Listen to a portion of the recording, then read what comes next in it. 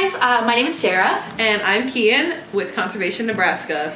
Welcome to our new upcycling series, Rehash Your Trash! Before we really get started, just a brief introduction to who we are and what we do. Conservation Nebraska protects our state's natural legacy by educating the public, supporting communities, and increasing civic engagement. We support this mission as members of AmeriCorps, a federal agency for volunteering, service, and civic engagement. AmeriCorps specifically engages millions of Americans in citizen service through its programs and leads the nation's volunteer and service efforts. We decided to create this series to inspire people with creative methods of waste divergence. The more we're able to reuse, the less that goes to recycling centers, consuming energy to be converted into new products, and the less that goes into our landfills, consuming space and contaminating natural environments. Now let's upcycle! Hello, and thanks for joining us today for the 5th episode of Rehash Your Trash. Today we're going to talk about clothing waste divergence. Cloth waste, or textile waste, according to the EPA, includes mainly discarded clothing, although other smaller sources include things like furniture, carpets, footwear, and other non-durable goods such as sheets and towels. The project we'll be working on today uses old fabric, including an old sock, to create a patch using hand stitching. With the rise of fast fashion and rapidly changing trends, clothing has become a bigger and bigger source of waste. The EPA estimated in 2018 that textile waste accounted for 17 million tons of municipal solid waste, with a 13% recycling rate. Not only are massive amounts of clothing left in the landfill, but the byproducts of manufacturing and shipping clothing are also major polluters. According to UNMC, the fashion industry accounts for around 10% of annual carbon emissions, and every year uses around 93 billion cubic meters of water, enough to meet the consumption needs of 5 million people. Not only that, but the synthetic fibers have been replacing natural fibers, with 60% of fabrics now being synthetic, compared to 20% in the 1960s. Treating your clothing like an investment is the key to cloth waste divergence.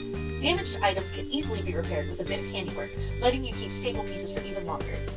If you're buying clothing for the cut and the quality of the fabric, rather than the label, or because it's the first thing you find, your wardrobe will not only last longer, but eventually it will seem more refined and more unique.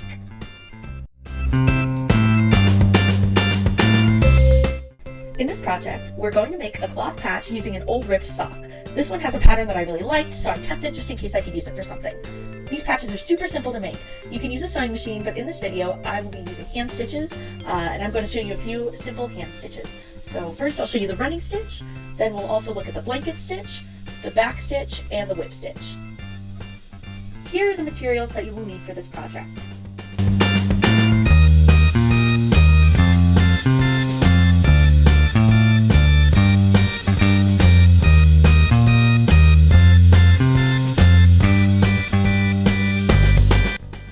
The first step to this process is to cut and measure the size of the patch that you'd like to make.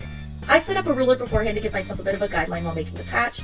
I also centered the patch with the denim being slightly larger on the back to give it a 1/4 inch border. This is just a matter of personal preference, so you don't actually have to leave a border if you don't want to. Next, we use pins to keep the two pieces of fabric together, and then we get ready to sew. The first stitch we'll go over will be the running stitch. This stitch starts with you poking your needle from the underneath of the fabric first. You pull your needle through, then you poke it back under about 1/4 inch away from the first hole you made. Then poke back up again. You'll keep repeating this, kind of with each one being about a stitch length, until you've reached the end of the fabric.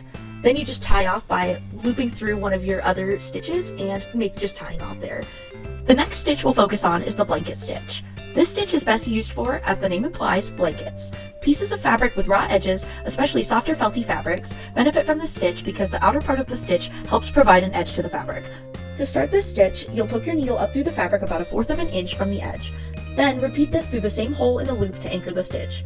From the front, insert the needle 1/2 inch down from the edge and a stitch length over from where you just started. Don't pull the thread tight yet. Then you'll bring your needle back up along the edge, directly above where you just went down. Put your needle on the inside of a floss. This will catch and help create the 90-degree angle that this stitch is known for. Poke the needle down again, similarly around a stitch length away and on the lower edge of your stitch to start the next loop. Continue this until you reach the edge. When stopping on a corner, what you do is instead of inserting the needle ahead to the next stitch, go ahead and put it down through the last stitch you made, then about 1/4 inch down from the edge, bring your needle up at the corner, still keeping it inside of that thread. This will create a 45-degree angle, or like a little triangle. Send your needle back down through the same hole again, so it'll go through that same hole 3 times. And then come up a stitch length away from the corner, finishing your corner stitch that way. You can keep going after this, though I stopped after this step and used the same method described above to tie off my stitch. The back stitch is really useful if you want to create a straight line on your patch. To start this stitch, bring your needle up from the back about a stitch length away from your starting point, so where you'd usually want your second stitch to start. Now, going backward, insert the needle down at the starting point. Come back up a stitch length away from your last stitch. Insert the needle down through the same hole as the last stitch, and this will join the stitches together. Repeating this stitch results in a straight line across the fabric. Tie the thread in the back of the denim or the stiff fabric just like we've done before. Our last stitch is another simple stitch that was actually one of the first ones I ever learned, the whip stitch. This stitch is fairly simple. All you really need to do is poke your needle up about 1/4 of an inch away from the edge of the fabric. The innermost one in my case, so it was farther away from the outer denim, but if you don't use a border, then ignore that part. Then, looping back under the patch, poke your needle up through the fabric again, around a stitch length away from the first stitch. That's it. You just keep the stitch going as needed, and then tie it off when you're done. This stitch specifically has saved me countless times, so I think it's a really good one to have under your belt. I also used a couple of running stitches to create little star effects on the patch. If you learn any other stitches, you could potentially create little embellishments on your patches too, so. After that, the only thing you really need to do is cut and clean up the fabric and thread, and then your patch is ready to go. You can just sew it on, or if you really want, you could buy iron-on backing for it.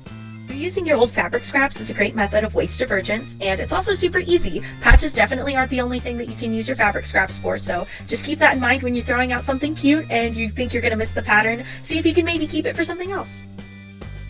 Thank you for watching the 5th episode of our series. If you have any upcycling tips or questions, or if you've made cute sock patches or anything like that before, use the hashtag #RehashYourTrash, and we will see it. Thank you for watching this episode of Rehash Your Trash. Make sure to subscribe down below and hit the bell if you want to be notified about the next episode or future events and webinars that Conservation Nebraska has planned. Thanks for watching, and have a great day.